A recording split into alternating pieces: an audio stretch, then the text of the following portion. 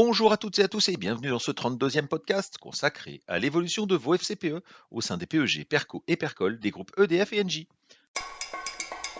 Soit dit en passant, écoutez l'analyse de la CFE Énergie sur l'actualité des industries électriques et gazières, sans bobards ni blabla. Comme d'habitude, je vais commencer par l'analyse du contexte économique mondial pour terminer par un commentaire plus spécifique des FCPE sur le mois d'octobre. Le mois dernier a permis de faire une pause dans la tendance morose actuelle. Je rappelle que l'objectif des politiques monétaires restrictives mises en place jusqu'à présent par les banques centrales avait pour but de stopper l'inflation en ralentissant l'économie. En parallèle, bien évidemment, les résultats des entreprises sont moins bons et leur valorisation baisse fortement en bourse. Il semble donc que le mois d'octobre ait donné quelques signes de ralentissement de la dynamique économique sans pour autant la voir s'effondrer. Cela a donné lieu à des déclarations de certains banquiers centraux semblant montrer un fléchissement dans leur détermination à poursuivre leur relèvement de taux de façon trop violente.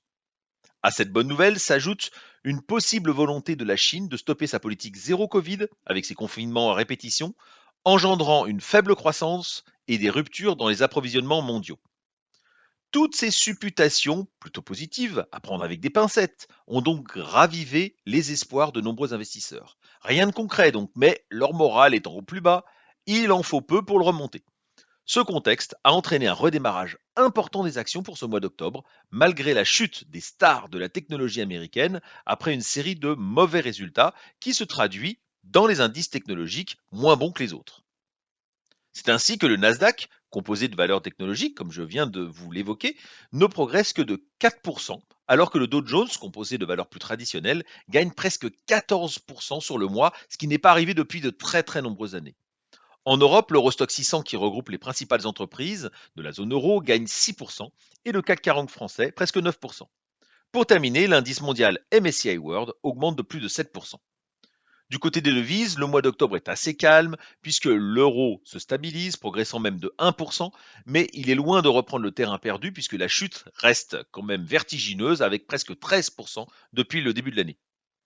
C'est plutôt bon pour nos exportations, pour les exportations européennes, mais l'inflation importée n'en est que plus importante, et en particulier sur les prix du pétrole, qui sont payés en dollars. Venons-en maintenant à nos FCPE. La forte hausse bienvenue des indices en octobre se reflète clairement dans la valorisation des actifs. Ainsi, toutes les valeurs sont à la hausse avec une progression notable des Gépargne Onde de presque 8%, des Gépargne Croissance Euro de plus de 5%. Ces fonds qui contiennent beaucoup d'actions réagissent donc fortement à la reprise des marchés. C'est également le cas dans une moindre mesure de Cap long terme sur le Perco EDF et de BNP long terme sur le Percol Engie qui progressent tous les deux entre 3,5 et 4,5%. Du côté des obligations, c'est la fête également avec un gain de 0,7% sur EG1 obligataire sur le PEG. Même le monétaire continue sa progression grâce à la hausse des taux, puisque EG monétaire sur le PEG, Cap défensif sur le Perco EDF et Natexis monétaire sur le Percol Engie progressent de 0,05%. C'est pas grand chose, mais la tendance s'est clairement inversée depuis quelques mois.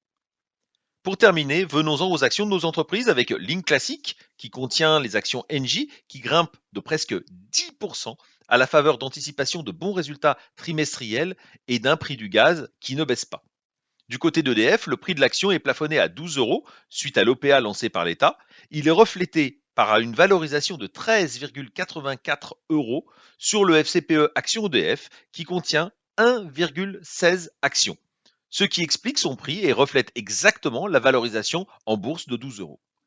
Les FCPE Actions EDF et EDF ORS qui défendent vos intérêts font tout pour faire évoluer cette offre à la hausse en lançant en ce moment même des actions en justice afin que l'AMF et le conseil d'administration d'EDF disposent d'informations fiables permettant de comprendre que le prix proposé est loin du compte.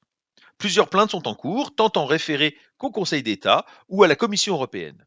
La bataille est compliquée et longue, mais nous espérons qu'elle sera fructueuse et la CFE-CGC et l'association EAS restent mobilisées pour défendre vos intérêts. Voilà, c'est terminé, je vous retrouve le mois prochain pour un nouveau podcast. À très bientôt, au revoir.